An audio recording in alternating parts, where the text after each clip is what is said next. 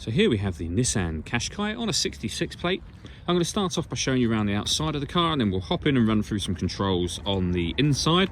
But from the outside, you can see it's a 5-door car with alloy wheels. Let's start off inside the boot and then work our way around the rest of the car from there.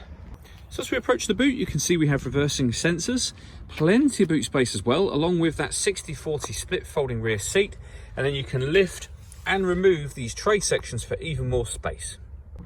Okay, so we're just going to work our way back round to the front of the car, and then we'll hop in and run through some controls on the inside. But now that we've done a full circle of it, you can see it's in excellent condition the whole way round. Just briefly before we climb in, I think it's well worth seeing the interior from this exterior point of view. There's plenty to run through on the dashboard, so let's hop in and we'll do that now. Okay, now that we're inside the car, we're going to start with the dials. On the left-hand side, we have the rev counter, and on the right-hand side, the speedometer and fuel gauge. In the middle, you can see the total miles for this car, which is 28,483.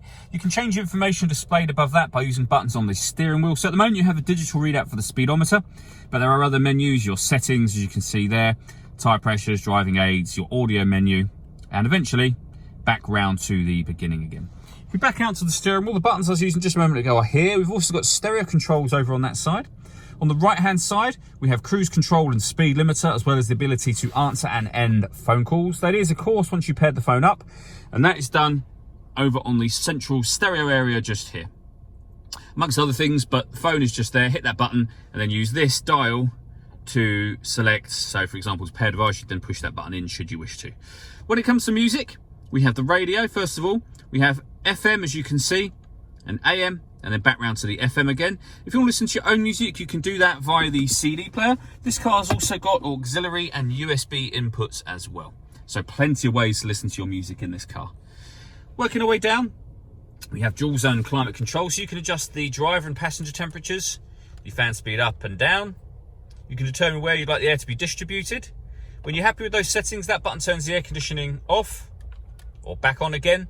Or you can hit auto, and the car will now maintain the temperature you've asked for by taking full control of the fan speed for you. And you can hear it doing that now. You can override that whenever you wish to and put it back on whatever setting you want it on here as well. Below that, we have a 12-volt charging socket, the electronic handbrake, a 6-speed manual gearbox, another 12-volt charging socket, and then the auxiliary and USB inputs. All that leaves me to say is thank you for taking the time to watch this video. If you'd like to come and see the car in person and have a test drive, please feel free to call any of our MJA sites. We'd love to hear from you soon.